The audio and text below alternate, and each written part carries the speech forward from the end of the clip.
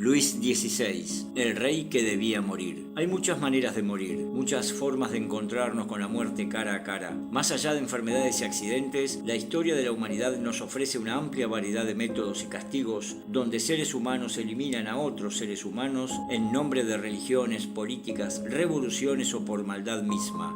Hoy la historia nos lleva hacia fines del siglo XVIII, hacia el reinado de Luis XVI. ¿Era necesario que el rey muriera para que naciera la República? ¿Pudo haberse salvado el rey francés? ¿Hubo un ensañamiento desmedido contra la familia real? Todos estos interrogantes serán develados aquí. Pero antes te solicito que toques la campanita y te suscribas a mi canal para que tengamos una comunicación más cercana y puedas decirme qué personaje de la historia te gustaría que develemos sus secretos.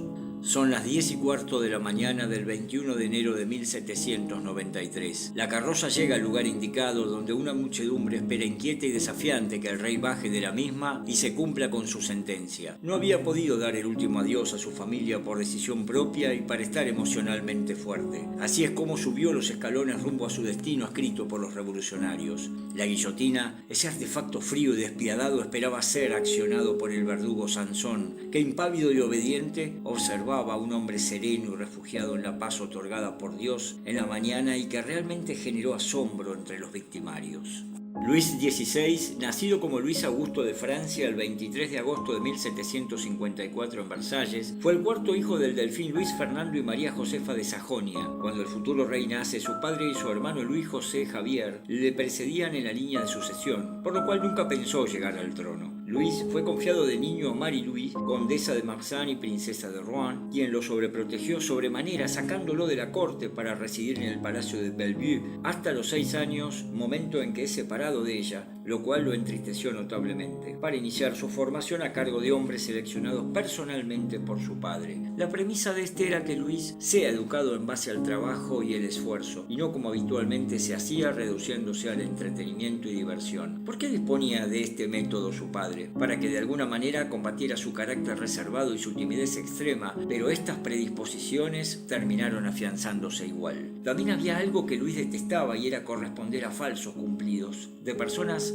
elogiadoras por conveniencia u obligación que lo situaban en un alto pedestal, lleno de cualidades que él sabía y sostenía siempre que no tenía, y por lo tanto generaba en él una gran inseguridad. Como paradoja del destino, ya siendo rey, quien sería su verdugo Maximilien Robespierre le recitó versos en latín en la prestigiosa escuela Louis le Grand en su honor, pero este ni siquiera le prestó atención y quizás fue por detestar esos cumplidos o agasajos hacia su persona a que hicimos referencia. Tal vez era su tía madrina, la princesa María Adelaida, la única que daba la libertad necesaria para expresarse. Siempre le decía en tono muy afectuoso: vamos, estate a tu gusto, habla, grita, haz ruido, te doy carta blanca. Y eso intentaba hacer Luis cuando lo llevaba a su casa. En cuanto a su enseñanza, realmente terminó teniendo una muy buena, y para eso tanto el duque de la Bourgogne como el jesuita Berthier fueron muy importantes. Sus conocimientos en lógica, gramática, retórica, geometría y astronomía eran inobjetables, al igual que los históricos, geográficos y económicos. Llegó a diseñar un atlas de rigurosa precisión por su contracción al trabajo y por su obsesión perfeccionista. También dominó el latín, el alemán y el inglés, traduciendo varios libros de autores reconocidos. Nadie puede dudar de este buen aprendizaje adquirido, como nadie puede dudar que la naturaleza de su carácter no lo dotaban de líder y por el contrario estaba a merced de manipuladores e interesados. También ha sido difundida con mucho fundamento la versión que Luis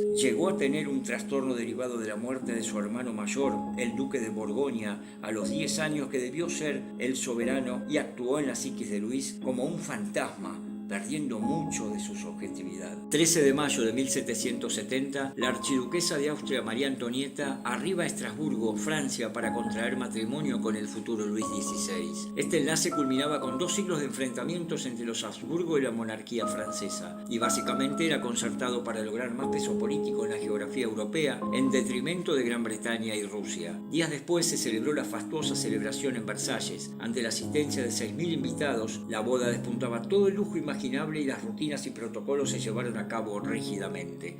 No obstante, a la noche se desató una tormenta de características dantescas que, sumado al chorro de tinta que escapó de la pluma cuando María Antonieta firmó como esposa de Luis, generaron especulaciones de malos presagios. En el lecho nupcial, Luis tardaría 7 años en consumar, producto de una fimosis que lo impedía, pero luego nacieron los herederos que toda corona pretende. Ambos adolescentes no eran personas con malos instintos y tampoco eran la ingenuidad pura. Estaba claro que sus crianzas diferentes marcaron personalidades diferentes. A un abúlico pero reflexivo Luis se situaba un impaciente, inquieta y hasta rápida de juicios en María Antonieta.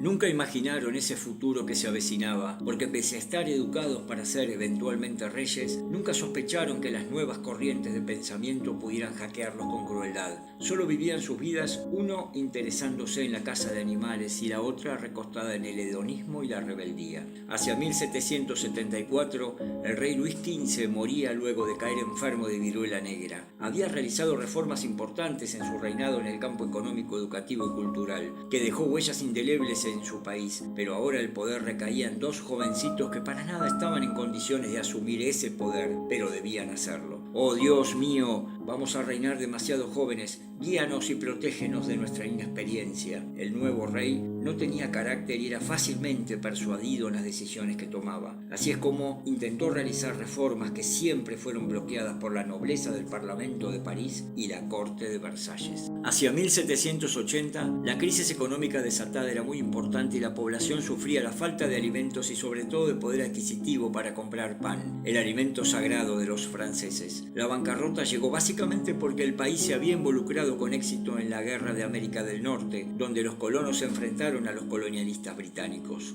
pero con un costo altísimo a pagar. Por entonces, las ideas de Jean-Jacques Rousseau y su contrato social y las de la corriente iluminista colisionaban de lleno con el ancestral régimen monárquico. La voz de la burguesía, que pasó a representar la voz de los que menos tienen, se empezó a imponer a través del llamado Tercer Estado, el mismo que jamás había tenido peso específico, pero que ahora, y con figuras notables como Maximilien Robespierre y Georges Danton, asumían un protagonismo que sería decisivo para la vida de un país y de muchas personas. Se citaban frases como: los países libres son aquellos en los que son respetados los derechos del hombre y donde las leyes, por consiguiente, son justas. Hablar de libertad y de igualdad entre los hombres promovía la ruptura con el cerrado régimen que solo veía en su pueblo a súbditos obedeciendo a un rey iluminado por Dios. Hacia 1789 la situación se hizo insostenible y los grupos radicalizados comandaron la toma de la Bastilla el 14 de julio en medio de una refriega a sangre y fuego que dejó centenares de muertos y heridos. La revolución había estallado. Pronto la monarquía pasó a ser constitucional